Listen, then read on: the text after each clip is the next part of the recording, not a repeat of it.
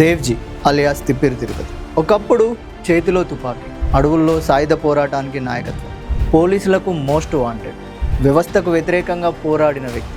ఇవే ఆయన జీవితాన్ని నిర్వచించాడు. కానీ అదే వ్యక్తి ఈరోజు చేతిలో న్యాయ పుస్తకం పట్టుకొని పేదలకు న్యాయం చేయాలనే లక్ష్యంతో ముందుకు సాగుతున్నాడు.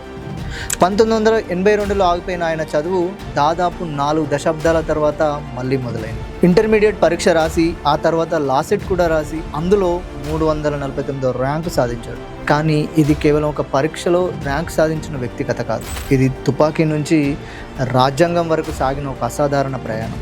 తెలంగాణ గ్రామీణ ప్రాంతాల్లో భూస్వామ్య దోపిడీలు, సామాజిక అసమానతలు, పేదలపై అన్యాయాలు ఇవన్నీ తీవ్రంగా ఉన్న కాలంలో వేలాది మంది యువకుల్లాగే సాయుధ పోరాటమే మార్గమని నమ్మాడు. న్యాయం కోసం అడవుల్లోకి అడుగుపెట్టాడు. వ్యవస్థను ఎదిరించారు. తుపాకీతో సమాజాన్ని మార్చాలని ప్రయత్నించారు. కానీ కాలం అతనికి ఒక గొప్ప సత్యాన్ని నేర్పించింది. తుపాకీ భయాన్ని కలిగించగలదేమో కానీ పోరాటం సమస్యలను ప్రపంచానికి చూపించగలదని. శాశ్వత న్యాయాన్ని నిర్మించడానికి చట్టబద్ధమైన వ్యవస్థ అవసరమని ఆయన గుర్తించాడు.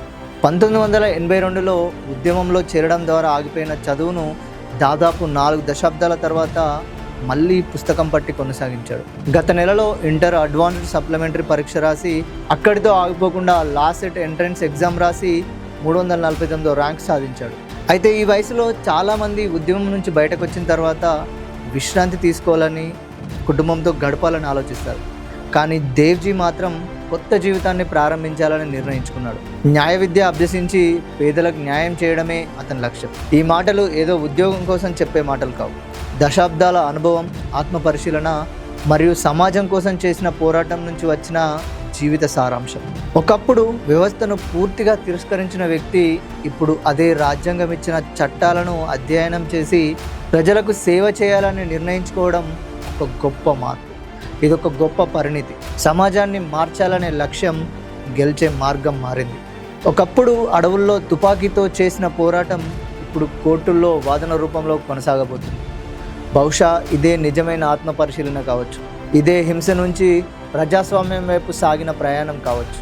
ఈ రోజుల్లో చిన్న అపజయాలకే నిరాశ చెందుతున్న యువతకు దేవ్జీ జీవితం ఒక గొప్ప సందేశం. వయసు అడ్డంకి కాదు, పరిస్థితులు అడ్డంకులు కావు.